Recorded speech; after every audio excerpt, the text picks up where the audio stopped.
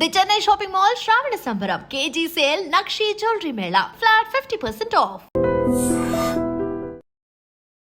Breaking న్యూస్కి సంబంధించినటువంటి అప్డేట్ను మనం ఇప్పుడు చూస్తున్నాం. రష్యాలో భారీ భూకంపం సంభవించింది. దీంతో పాటుగా సునామీ హెచ్చరికలను కూడా జారీ చేశారు అక్కడ ఉన్నటువంటి అధికారులు.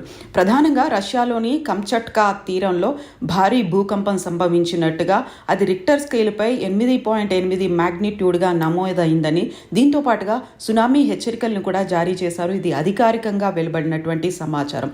తీర ప్రాంతాల్లో ఇప్పటివరకైతే 4 మీటర్ల ఎత్తులో అలలు ఎగిసిపడుతున్నాయి.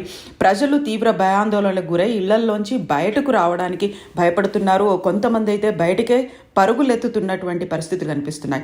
అతిపెద్ద భవనాలు కూడా పాక్షికంగా ధ్వంసమయ్యాయి. ప్రాణహానికి సంబంధించి ఇప్పటిదాకా ఎంత జరిగింది అనేది తెలియలేదు. ఆస్తి నష్టం కూడా ఎంత జరిగింది అనే దానికి సంబంధించి అధికారికమైనటువంటి ప్రకటన రష్యా చేయలేదు. కానీ భూకంప తీవ్రతతో పాటుగా అటు జపాన్తో పాటుగా ఇటు అమెరికాకి సంబంధించి కూడా ప్రభావం ఉండే అవకాశం ఉంది. సునామీ హెచ్చరికలను కూడా జారీ చేసింది. యుఎస్లో ఉన్నటువంటి అలాస్కాతో పాటుగా జపాన్లో కూడా సునామీ హెచ్చరికలను అయితే జారీ చేశారు. కంచట్కా తీరంలో నమోదైన భూకంపం దృశ్యాలు ఇప్పుడు సోషల్ మీడియాలో వైరల్గా మారుతున్నాయి. భయానకంగా కనిపిస్తున్నటువంటి ఈ అలలు చూసిన తర్వాత సునామీ కూడా తీవ్ర స్థాయిలో ఉంటుంది అనేటువంటి అనుమానాల్ని వ్యక్తం చేస్తున్నారు. ఇప్పటికి భూకంపాల తీవ్రతకు సునామీ ఏర్పడడం వల్ల సముద్రం ఉప్పొంగింది అనేది, ఆ సునామీ సముద్రం అడుగులో వచ్చి ఉంటుంది అనేటువంటి భావన ఉంది. దానివల్లే 4 మీటర్ల ఎత్తులో అలలు ఎగిసిపడుతున్నాయి అనేటువంటి సమాచారం అయితే అధికారులు చెప్తున్నప్పటికీ సివేరా కుర్కిల్స్ ప్రాంతంలో ఫ్యాక్టరీ భవనాలు, ఆ తర్వాత అక్కడ ఉన్నటువంటి ఇళ్లు కూడా పాక్షికంగా ధ్వంసమయ్యాయి. రష్యాతో పాటుగా జపాన్, యుఎస్లో ఉన్నటువంటి హవాయి తీర ప్రాంతంలో కూడా అధికారులు సునామీకి సంబంధించినటువంటి సైరన్లు మోగిస్తున్నారు. సునామీ హెచ్చరికల్ని జారీ చేస్తున్నారు. ప్రధానంగా రష్యాలో సంభవించినటువంటి ఈ భూకంప తీవ్రత అమెరికా, జపాన్, కాలిఫోర్నియా తీర ప్రాంతంలో హెచ్చరికలు జారీ చేయడంతో తీర ప్రాంత ప్రజలు తీవ్ర భయాందోళనకు గురవుతున్నారు. హవాయిలో భారీ ట్రాఫిక్ జామ్లు కూడా కనిపిస్తున్నాయి. అన్ని వాహనాలు రోడ్ల మీదకి వచ్చినటువంటి పరిస్థితి, ఆ వాహనాల తీవ్రత, అవి వచ్చేటువంటి వైబ్రేషన్తో కూడా భూకంప తీవ్రత ఇంకా పెరిగినటువంటి అంచనాలు అయితే వేస్తున్నారు. సునామీ హెచ్చరికల తర్వాత పర్యాటకులు అంతా ఒకేసారి బయటకు వెళ్తున్నటువంటి పరిస్థితి, తమ సొంత వాహనాలని యూజ్ చేసుకుంటూ రోడ్ల మీదకి రావడంతో కూడా అక్కడ ఏం జరుగుతుందో, ఏ క్షణానికి ఏమవుతుందో అనేటువంటి పరిస్థితి అయితే అక్కడ కనిపిస్తోంది. భారీ భవనాలు కూడా సముద్ర అలల కోసం ఆడి కూలిపోయినటువంటి విజువల్స్ అయితే సోషల్ మీడియాలో కనిపిస్తున్నాయి.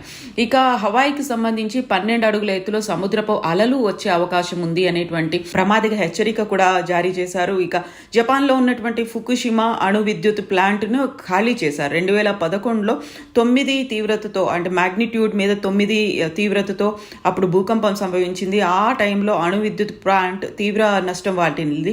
ఈ నేపథ్యంలో విద్యుత్ ప్లాంట్ను పూర్తి స్థాయిలో ఖాళీ చేశారు. ఇక ఇప్పుడు కంచట్కాలో ఈ ఏడాది ఇప్పటికే 5 సార్లు భూకంపం సంభవించింది. సో అత్యంత శక్తివంతమైనటువంటి భూకంపం 1952లో అదే ప్రాంతంలో సంభవించింది. 9 తీవ్రతతో భూకంపం తీవ్ర స్థాయిలో ఆ టైంలో, అంటే 1952లో దెబ్బతీసింది. ఇప్పుడు కరెక్ట్గా కంచట్కాలోనే భూకంప తీవ్రత కేంద్రం అనేది కనిపిస్తోంది. కంచట్కా అనేది పసిఫిక్ మహాసముద్రం వెంట ఉండేటువంటి సైబీరియా ప్రాంతంలో ఇది ఉంటుంది. సో ఇప్పుడు సునామీ హెచ్చరికలు, దీంతో పాటుగా సునామీ ప్రభావిత ప్రాంతాలుగా ఒకవేళ కనుక సునామీ సంభవిస్తే America, Antarctica, Indonesia, Costa Rica, Fuji, Mexico ఇలాంటి ప్రాంతాల్లో ఉండే అవకాశం ఉంది అనేటువంటి హెచ్చరికలుగా అయితే జారీ చేస్తున్నారు. దీంతో పాటుగా అప్రమత్తంగా ఉండాల్సినటువంటి అవసరం గురించి వార్తలు అయితే వెలువడుతున్నాయి. సో 8.7గా సునామీ తీవ్రత, భూకంప తీవ్రత అనేది సంభవించడంతో దీనికి సంబంధించినటువంటి ఆఫ్టర్ ట్రెమార్స్ కావచ్చు, సునామీ కావచ్చు, తీవ్రంగా ఉండే అవకాశాలు ఉన్నాయి అనేది అధికారులు అయితే అధికారికంగా అంచనా వేశారు. 8.7 తీవ్రత నమోదైంది అనే విషయాన్ని జపాన్ వాతావరణ శాఖ కూడా ధృవీకరించింది. సో ఒకవైపు రష్యాతో పాటుగా హవాయిలో సునామీ హెచ్చరికలు కూడా జారీ అయ్యాయి. జపాన్ ఉత్తర భాగం నుంచి 250 కిలోమీటర్ల దూరంలో ఈ భూకంపం సంభవించింది. అంటే రష్యా కంచట్కా 250 కిలోమీటర్ల దూరంలో జపాన్కి ఉంటుంది. ఉంటుంది. ఆ నేపథ్యంలోనే సైపాన్, రోటా, టినియన్, గువామ్తో పాటుగా ఇతర ద్వీపాలను కూడా అప్రమత్తం చేశారు. అమెరికా అలాస్కాలో సునామీ హెచ్చరికలు జారీ చేశారు. ఇక సముద్రం తీరంలో భూకంపం రావడంతో ప్రాణనష్టం అయితే జరగకపోయినప్పటికీ అది సునామీగా మారే అవకాశాలు ఉన్నాయి అనేటువంటి ప్రమాద హెచ్చరికలు అయితే జారీ చేశారు. అలలు భారీగా ఎగిసిపడుతున్నాయి. సో అక్కడ ఉన్నటువంటి ప్రజల్ని వాతావరణ శాఖ కూడా హెచ్చరికలు జారీ చేస్తోంది. సో ఈ పరిస్థితులు ఇంకా కంటిన్యూ అయ్యే అవకాశాలు ఉన్నాయి అనేటువంటి మాట కూడా వినిపిస్తున్నటువంటి నేపథ్యంలో అప్రమత్తంగా ఉండాల్సినటువంటి అవకాశం ఉంది. ఎవాక్యుయేషన్స్ ఇన్ జపాన్, దాంతోపాటుగా యుఎస్లో ఉన్నటువంటి మేజర్ ప్రాంతాలకి సంబంధించినటువంటి ఎవాక్యుయేషన్ అనేది కూడా జరుగుతుంది అనేది అధికారికంగా ప్రకటనలు వచ్చాయి. యుఎస్ వెస్ట్ కోస్ట్లో దీంట్లో హవాయిలో ఉన్నటువంటి దగ్గర 8.8 ఎర్త్క్వేక్ మ్యాగ్నిట్యూడ్తో ఎర్త్క్వేక్ సంభవించినట్టుగా అధికారులు అనౌన్స్ చేశారు. ఇప్పటికీ సునామీతో అయితే 3-4 మీటర్ల ఎత్తులో, అంటే 10 నుంచి 13 ఫీట్ల ఎత్తులో అలలు ఎగిసి పడుతున్నాయి. అక్కడున్నటువంటి ప్రజల్ని, తీర ప్రాంత ప్రజల్ని అయితే ఎవాక్యుయేట్ చేస్తున్నారు. అక్కడి నుంచి సురక్షిత ప్రాంతాలకి తరలిస్తున్నారు. చాలా వరకు కంచట్కాలో గాయపడినటువంటి న్యూస్లు అయితే వస్తున్నాయి, బట్ పూర్తిగా అధికారికమైనటువంటి సమాచారం లేదు. పెరు, ఈక్వెడార్, చైనాల్లో కూడా వార్నింగ్స్ అనేది ఇచ్చారు.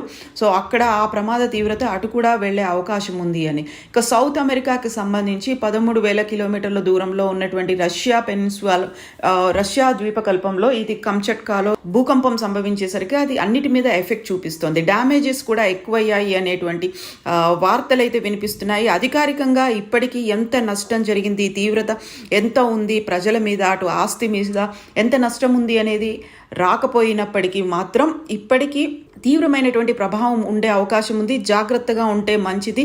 అది సునామీకి దారి తీయవచ్చు అనేటువంటి హెచ్చరికలని సునామీ యుఎస్లో కూడా జారీ చేసినటువంటి పరిస్థితి.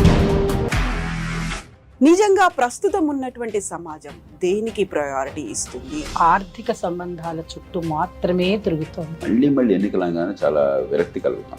మంచి అనిపిస్తుంది కదా, లేడీస్ కూడా ఛాలెంజింగ్ జాబ్స్ చేసినప్పుడు చాలా బాగుంటది. ట్రాఫిక్ అసిస్టెంట్స్ గా నియమించిన ట్రాన్స్జెండర్స్ అందరితో సాల్యూట్ చేయించుకుంటున్నారు. ఫుడ్ డెలివరీ ఇవ్వటానికి వెళ్ళినటువంటి డెలివరీ బాయ్ అనిల్ పై కళ్ళ ముందు పెళ్ళండి